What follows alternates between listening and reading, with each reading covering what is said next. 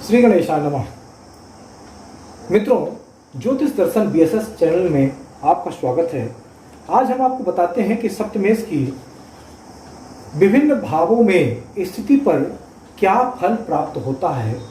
और मित्रों, जन्म कुंडली में सप्तमेश विभिन्न भावों में जब स्थित होता है तो उसकी क्या फल मिलता है और क्या प्रभाव जीवन में पड़ता है। तो जैसा कि हमने आपको पहले भी बताया है कि पूर्व क्षितिज पर उदय होने वाली राशि अर्थात जन्म के समय जो पूर्व क्षितिज पर उदय हो रही राशि होती है उसको लग्न कहा जाता है। पिछले वीडियो में हमने आपको बताया था यह प्रथम भाव है, लग्न कहलाता है। यह द्वितीय भाव है, यह तृतीय भाव है। इसको धन भाव भी कहा जाता है, इसको पराक्रम भाव कहा जाता है, इसको माता का भाव कहा जाता है, इसको पुत्र का भाव कहा जाता है, पंचम कहा जाता है और इसको छठवां भाव कहा जाता है अर्थात षष्ठ भाव कहा जाता है। और यह है सप्तम भाव। तो हम आपको आज बताते हैं सप्तम भाव का जो स्वामी होता है उसी को बोलते हैं सप्तमेश। सप्तम का ईश अर्थात सप्तम का देवता, यही होता है सप्तमेश।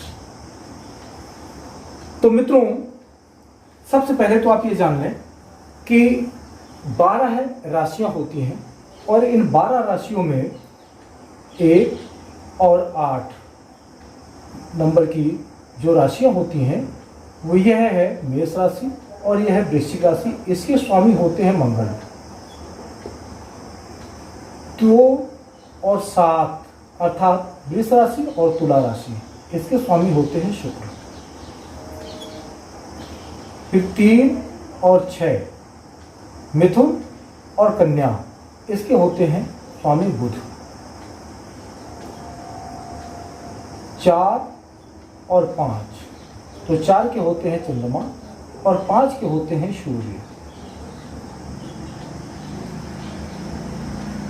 इसके बाद 9 और 12 अर्थात धनु राशि और मीन राशि, इसके स्वामी होते हैं गुरु बृहस्पति।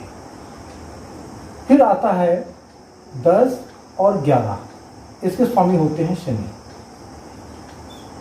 तो मित्रों, इस रही है हमारे 12 राशियां और यह 7 ग्रह हैं और राहु और केतु को मिला करके कुल 9 ग्रह हो जाते हैं।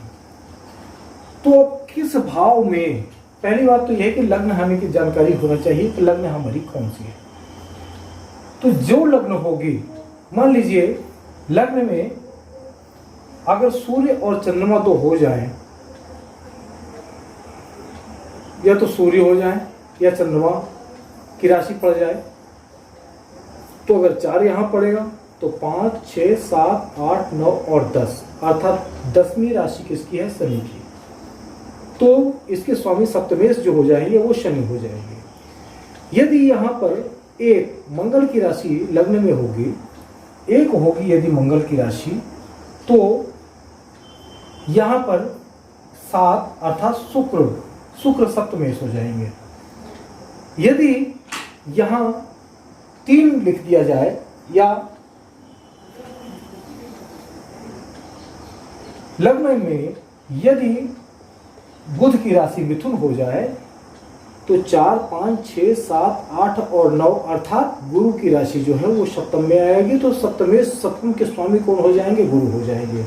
इसी तरह यदि लग्न का स्वामी सूर्य हो जाए अर्थात सिंह राशि लग्न में हो तो 5, 6, 7, 8, 9, 10 और 11 अर्थात शनि जो होंगे सप्तमेश होंगे। इसी तरह से यदि गुरु की राशि 9 यहाँ पर आ जाए तो 9, 10, 11, 12, 1, 2 और 3 अर्थात बुध जो हो जाएंगे सप्तमेश हो जाएंगे। तो आज हम बात करते हैं सप्तमेश की कि सप्तमेश जब प्रथम भाव में अर्थात लग्न में बैठा हो, पहले तो हम ये देख लें कि ये लग्नेश कौन है। सबसे पहले जो हमारी कुंडली बनती है और इस कुंडली में पूर्व क्षितिज पर जो उदय हो रही राशि होती है वही लग्न होती है।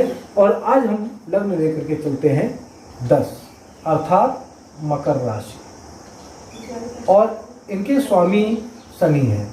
तो 10, 11, 12, 1, 2, 3 और ये 4 अर्थात सप्तमेश हो जाएंगे चंद्रमा। अब इस कुंडली के लिए सप्तमेश हो गए चंद्रमा, अर्थात ये चंद्रमा जो है ये है सप्तमेश। तो आज हम बात करते हैं सप्तमेश की, और सप्तमेश जो है इसके चंद्रमा है। और ऐसी स्थिति में यदि हमने देखा कि सप्तमेश लग्न में स्थित हो तो ऐसा व्यक्ति पर स्त्रीगामी होता है और दुष्ट होता है तथा तीव्र बुद्धि और अधैर्यशाली बातरोगी होता है। यदि इस तरह का कोई भी सप्तमेश यदि लग्न में हो तो यह व्यक्ति पर स्त्रीगामी होता है। दूसरा बात करें कि यदि सप्तमेश द्वितीय भाव में बैठा हो तो क्या होगा कि यह व्यक्ति अनेक स्त्रियों का मनभाजन होगा, स्त्री संपर्क से धन पाने वाला होगा और देर तक सोने वाला व्यक्ति होता है यदि सप्तमेश द्वितीय भाव में बैठता है। अब यदि सप्तमेश तृतीय भाव में बैठे हों किसी भी कुंडली में तो जान लीजिए कि यह मनुष्य स्त्री सुख में कम पाने वाला होता है और प्रायः उसके पुत्र यत्न पूर्वक जीवित तो रहते हैं लेकिन अल्प संतान होती है। ऐसे व्यक्ति की जिसके सप्तमेश तृतीय भाव में हो तो यह पुत्र होते हैं और जीवित भी रहते हैं, लेकिन बहुत यत्न करना पड़ता है उनको जीवित रखने के लिए, और उसकी संतानें अल्प होती हैं, 1 या 2, इससे ज़्यादा नहीं होती हैं। और कहो एक आध बेटी हो जाए इसके बाद स्थितियाँ न बने। इसके बाद बात करते हैं कि यदि सप्तमेश चतुर्थ भाव में बैठे हों तो ऐसी स्थिति में क्या होता है कि उसकी पत्नी बस में नहीं रहती है और वह स्वेच्छाचारिणी होती है। व्यक्ति स्वयं तो सत्यप्रिय होता है, बुद्धिमान होता है, धर्मात्मा होता है, लेकिन उसके दांतों का रोग उसे बहुत परेशान करता है जीवन भर। इसके बाद बात करते हैं कि सप्तमेश यदि पंचम भाव में बैठे हों तो ऐसा व्यक्ति जो होता है वो स्वाभिमानी होता है और सब प्रकार से संपन्न, गुणवान और सदैव हर्षयुक्त रहता है। अब बात करते हैं कि सप्तमेश यदि छठवें भाव में बैठ जाए तो क्या होता है कि इसकी पत्नी रोग युक्त रोगिणी होती है और स्त्री के साथ या तो इसका बैर होता है और या यह स्वयं क्रोधी होता है और सुख से रहित होता है। तो मित्रों इसके बाद हम बात करते हैं सप्तमेश की सप्तम भाव में। सप्तमेश यदि सप्तम भाव में ही स्थित हो तो ऐसा व्यक्ति स्त्री सुख पाने वाला होता है, धैर्यवान होता है और तीव्र बुद्धि वाला होता है, कामी होता है और हृदय रोगी भी होता है। यदि सप्तमेश सप्तम भाव में ही स्थित हो, यह सप्तमेश यदि सप्तम भाव में मतलब अपने ही घर में यदि बैठे हो तो ऐसा व्यक्ति क्या होता है, ये स्त्री सुख पाने वाला होता है, कामी होता है और हृदय रोगी होने की संभावना इसकी ज़्यादा रहती है। इसके बाद बात करते हैं सप्तमेश यदि अष्टम भाव में विराजमान हो जाए तो ऐसा व्यक्ति क्या होता है कि स्त्री सुख से रहित होता है और या तो ये रोगी होता है। यदि स्त्री की कुंडली है तो वह रोगिणी होती है, अतः स्वच्छंद और दुष्चरित्रा होती है। यदि सप्तमेश अष्टम भाव में हो तो उसके चरित्र का पतन हो जाता है। इसके बाद बात करते हैं हम सप्तमेश के नवम भाव में स्थिति की। तो सप्तमेश यदि नवम भाव में स्थित हो जाए तो ऐसा व्यक्ति अनेक स्त्रियों के संपर्क में रहने वाला होता है और कदाचित ये मान के चलें कि स्त्रीजनों से इसको लाभ भी होता है। स्त्री द्वारा तिल हार जाने वाला यह बड़ा कार्य करने की में सक्षम होता है और यह व्यक्ति जो होता है ये किसी भी बड़े कार्य को अंजाम देने की इसकी क्षमता होती है। अब बात करते हैं सप्तमेश यदि दसम भाव में स्थित हो तो ऐसा व्यक्ति उसकी पत्नी बस में नहीं रहती। यदि सप्तमेश दसम भाव में हो तो इसकी पत्नी इसके बस में नहीं रहती है, लेकिन वह व्यक्ति स्वयं धर्म पारायण होता है, धनवान होता है और पुत्रादियों से पुत्र वगैरह इसके होते हैं और अर्थात ये कहा जाए कि पुत्र आदि से ये युक्त रहता है। इसके बाद सप्तमेश यदि एकादश भाव में बैठा हो तब इसकी स्त्री व धन का लाभ इस व्यक्ति को प्राप्त होता है। अर्थात सप्तमेश जब एकादश भाव में स्थित हो तो इस व्यक्ति को स्त्री का धन का लाभ प्राप्त होता है। पुत्र सुख में कमी होती है और कन्याओं की अधिकता होती है यदि सप्तमेश एकादश भाव में स्थित हो। इसके बाद बात करते हैं द्वादश भाव की। तो द्वादश भाव में यदि सप्तम का स्वामी द्वादश भाव में जाकर के बैठ जाए तो ऐसा व्यक्ति जो होता है वो दरिद्र होता है, मैला कुचैला रहने वाला होता है, कंजूस होता है और कपड़े से रोजगार कमाने वाला व्यक्ति होता है। सुंदर तथा खर्चीले स्वभाव की इसको पत्नी प्राप्त होती है और इस व्यक्ति के जीवन में हमेशा खर्च ज़्यादा रहता है।